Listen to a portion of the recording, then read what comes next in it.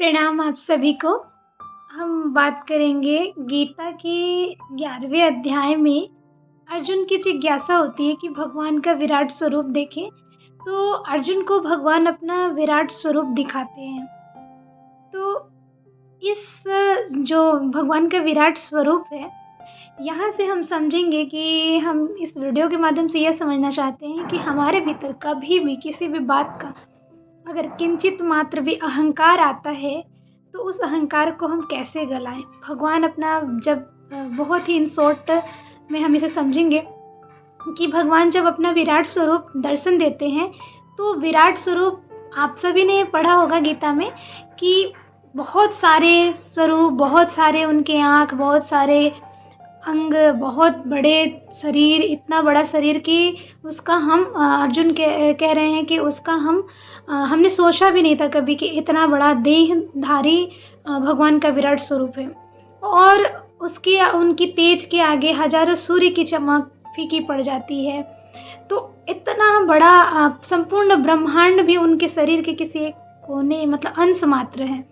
तो भगवान ये गीता जी की बात है कि गीता में ऐसा लिखा गया है। तो जब हम पढ़ रहे थे तो कहने का मतलब ये है कि ऐसा महसूस हुआ कि जब मतलब भगवान का इतना विराट स्वरूप है और एक ब्रह्मांड भी उनके अंश मात्र है, तो सोचो उस ब्रह्मांड में इतने सारे सौर मंडल, फिर पृथ्वी पे बहुत सारे देश, और हमारा भारत देश, फिर हमारा कोई स्टेट, फिर उसमें पता नहीं कहाँ हम एक परमाणु से भी छोटे कण के समान है, पता नहीं हम क्या हैं, कितने छोटे अंश हैं, लेकिन हम परमात्मा हैं, हम परमात्मा के अंश हैं। मतलब हमारे अंदर जब हीन भावना आए तब गीता के इस अध्याय को पढ़ना चाहिए, जिसमें भगवान का विराट स्वरूप है कि हम तुक्ष नहीं है, हम परमात्मा का ही अंश हैं। तो कृष्ण भगवान अर्जुन को समझाते हैं और विराट स्वरूप इसलिए दिखाते हैं कि तुझे लग रहा है कि तू मारेगा और ये सब मुझ में समा रहे हैं शरीर छोड़ के, और मुझसे ही निकले मुझ में समा रहे। तो ये तो पहले से मरा हुआ आत्मा ना अजर ना अमर है। तो ये सब बातें सब आप जानते हैं।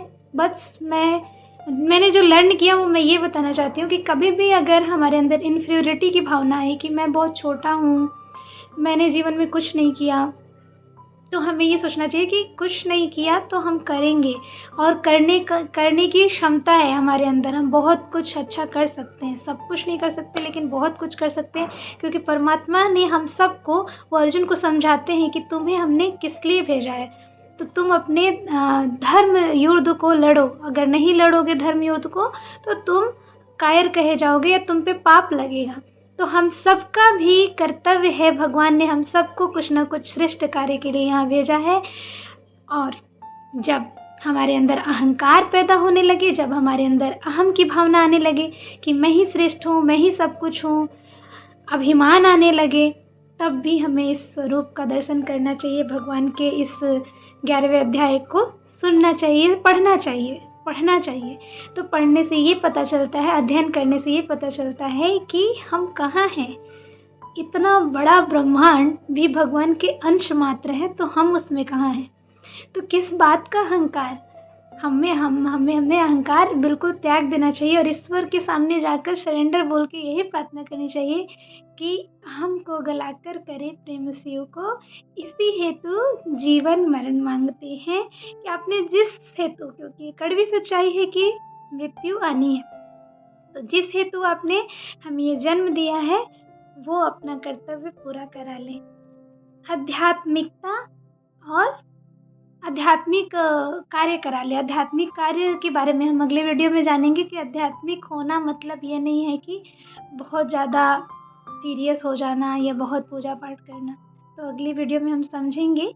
तो फिलहाल कि हमारे अंदर ना ईगो आए, ना अहम आए, अभिमान ना आए, स्वाभिमान आए, और हम अपने आप को हर कर्तव्य को सरेंडर करके कि आप करा रहे हो, क्योंकि उसमें गीता में ये भी समझाया गया निष्काम कर्म कि हम जो भी करते हैं, यानी हवन करते हैं, यज्ञ करते हैं, तो यज्ञ की जो भी क्रिया प्रक्रिया होती है, जितने भी उसमें सामग्री हवि जो होती है वो भी ब्रह्म है, स्तुवा पात्र भी ब्रह्म है जिसमें डालते हैं, यज्ञ कुंड भी ब्रह्म है, तो सब कुछ ब्रह्म है, मतलब मैं भी ब्रह्म और वो परम चेतना भी ब्रह्म।